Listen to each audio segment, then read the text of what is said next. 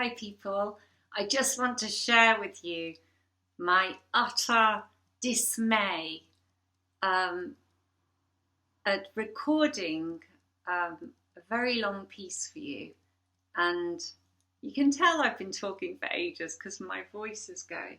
I recorded a very long piece on thinking fourth dimensionally, and I was adding things to it and really getting into it, and it was so meaningful. And I was thinking, they're going to love this one. This is the best one I've ever done.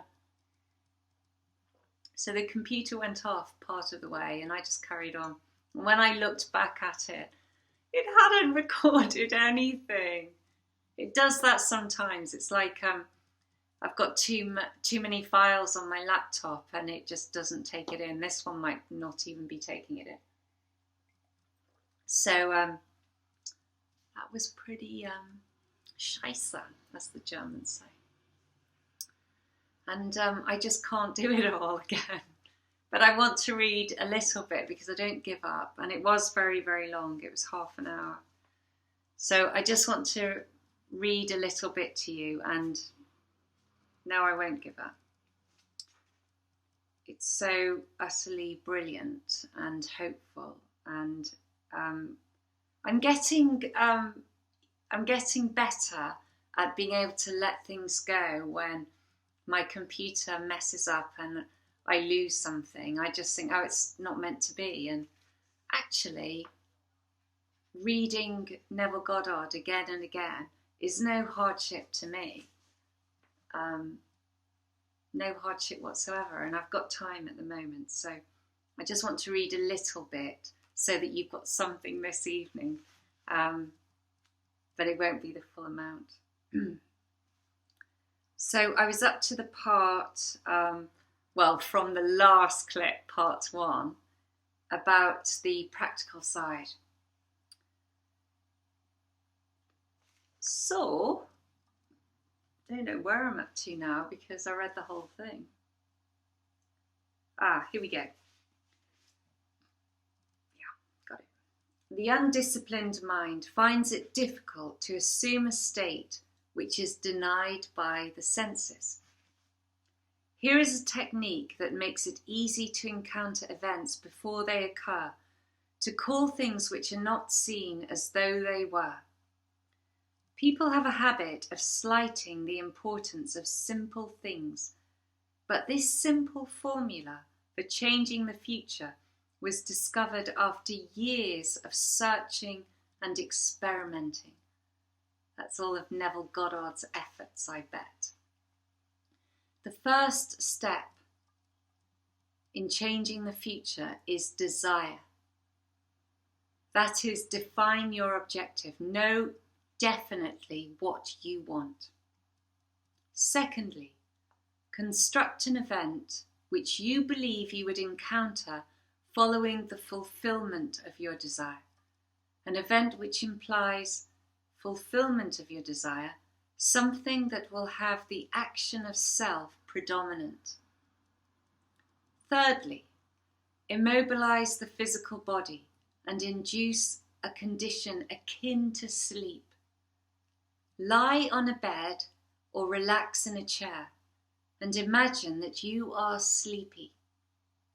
Then, with eyelids closed and your attention focused on the action you intend to experience, in imagination, mentally feel yourself right into the proposed action, imagining all the while that you are actually performing the action here and now.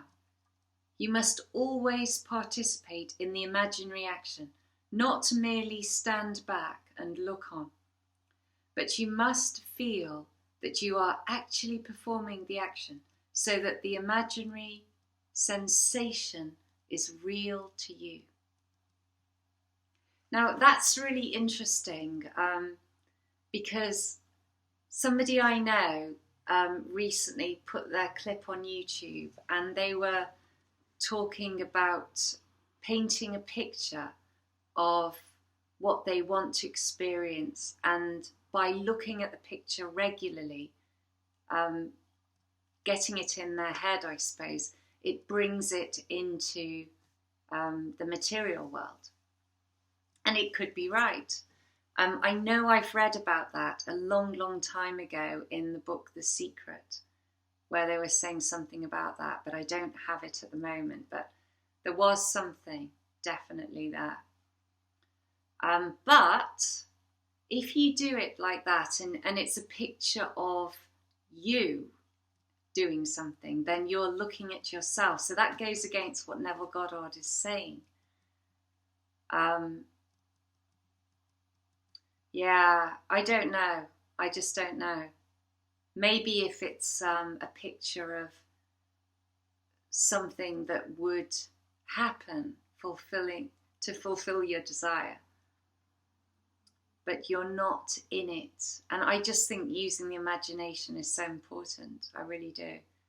So maybe I'm just too lazy and I don't want to paint anything. There is that as well. So the here and now. I think I'm going to leave it just there because that's the practical side, and I'm going to do the rest of it on what's actually going on. So when you're imagining, you've got to believe that it's happening at this present moment, not that you're imagining something for the future, but it's happening right now. Because I've just read the rest of it, and what he's saying is that you're bringing the fourth dimension into the here and now. And by doing that, it will happen in the future in the third dimension. So it's got to be felt as happening in that moment. So on that note, I will leave you with the practical side, and I will read the rest of it in part 3. So I hope you like that. Bye.